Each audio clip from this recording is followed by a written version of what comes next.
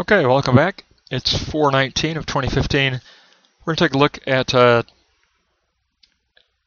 Jenson's 7th lesson in his ecclesiology.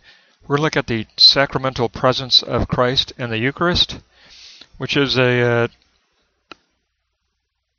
very pronounced differences of interpretation within denominational lines, but we'll take up Jenson's perspective as a Lutheran evangelical and see what he has to say.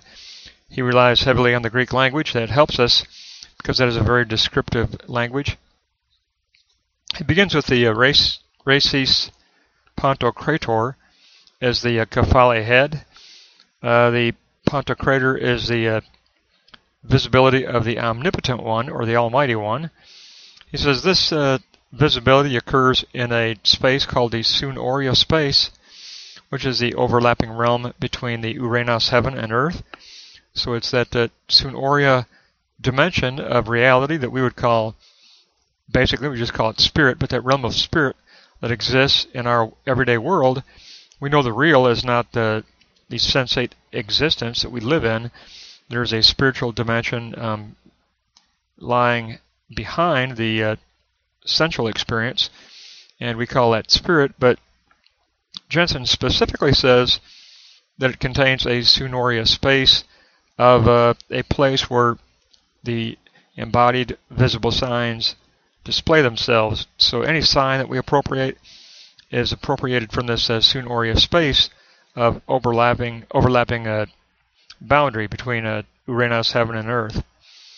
And so we have a Rhesis, which is an expressed embodiment of the Pantocrator as a sign of actual being. He said it is actual being, and it is a representation of Christ, which is given for our edification. So in the sacrament, there is a representation of Christ as a sign event, but it is a sign of actual being presented in this Sunoria space, which overlaps heaven and earth. So it is a representation of Christ, and it is the Christ as the Kephale head, or the aligning consciousness of Christ. And that's the first moment of mystery in this sacramental presence. The second moment of the mystery is the priesthood of the body as a semeion sign of remembrance and call. It's going to be both remembrance and call, if you remember our last lesson. A semeion is a sign which is appropriated by the self because it is, first of all, available to the senses in the Sunoria space of overlap. It is appropriated as the mandated call to universal grace and the mandated call to universal kingdom. In other words, it is appropriated as an epiclesis call to that universality, which we discussed in the last lesson. But how do you make this transition from the Rhesis presentation to the semeion sign to the epiclesis call? Well, Jenson says it is assisted by the ordained minister, who is to take up the obligation of the recital and the interpretation of the Eucharist. When it is presented and participated in within the community, it is the ordained minister who takes up the role of recital and interpretation to assist the congregation in moving from Rhesis presentation to semeion sign to epiclesis call. It's the moment of mystery of Christ's role as priesthood, where the Lord rends the heavens and comes down to the spiritual temple of the Christian community.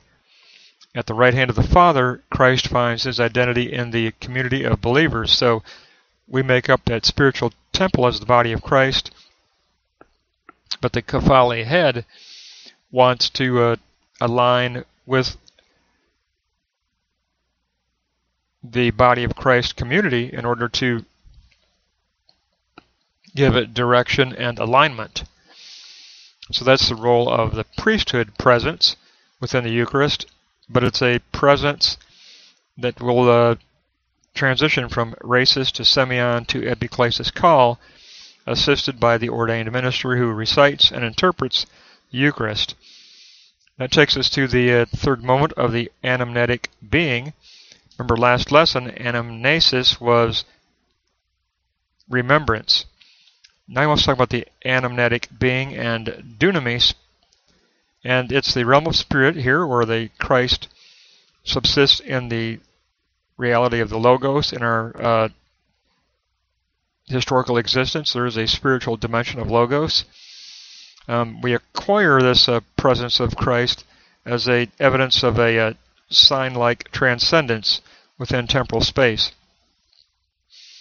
This creates the true anamnetic being, that is the power to be internalized as a dunamis potentiality.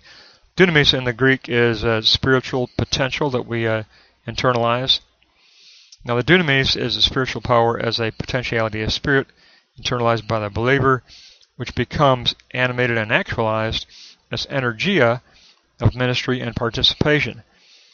So the big thing to notice here is the huge reversal of hermeneutic, a reversal of hermeneutic for the sacramental presence of Christ in the Eucharist, because for Jenson, first there's the visible embodiment of the sacramental presence of Christ as a representation expressing almighty power, which is presented for our edification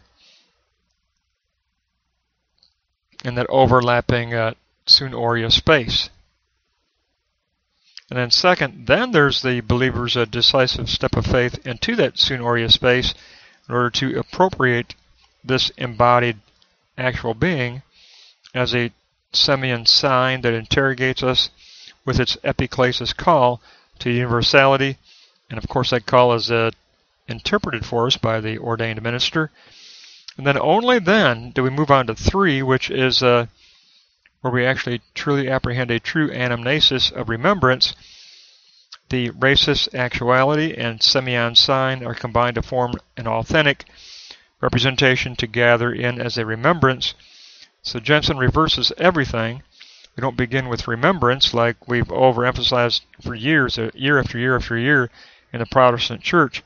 Do this in remembrance of me.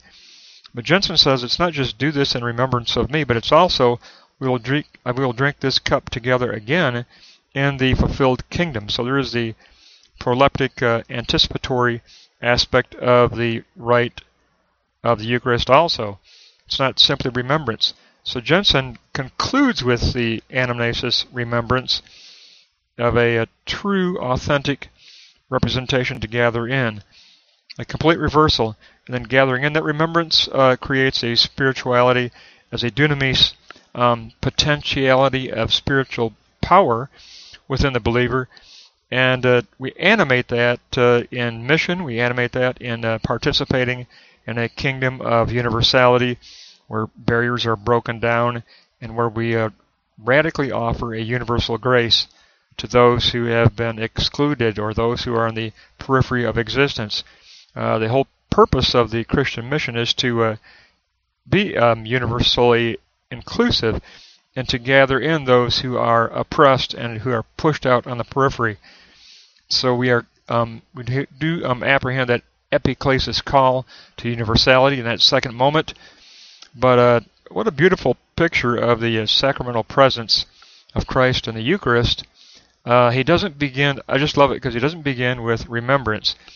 He begins with something no one's talked about. He begins with a sun aurea overlapping space between the Uranus heaven and earth. It would be that space where Stephen, when he looked up and saw Christ at the right hand of the Father, well, that would have been a vision taking place in that overlapping sun aurea space. So that'd be a New Testament example for you. Stephen looking up and having the vision of the exalted Kyrios Lordship of Christ at the right hand of the Father. That would take place in the sun aurea space of overlapping dimensions where Uranus bleeds into the our historical finite reality, and finitude bleeds into the Uranus eternity of the heaven, Uranus heaven.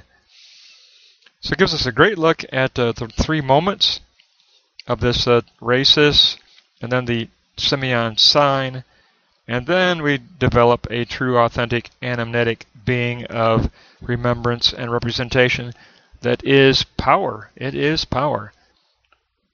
And that wraps us up from 250 to 260.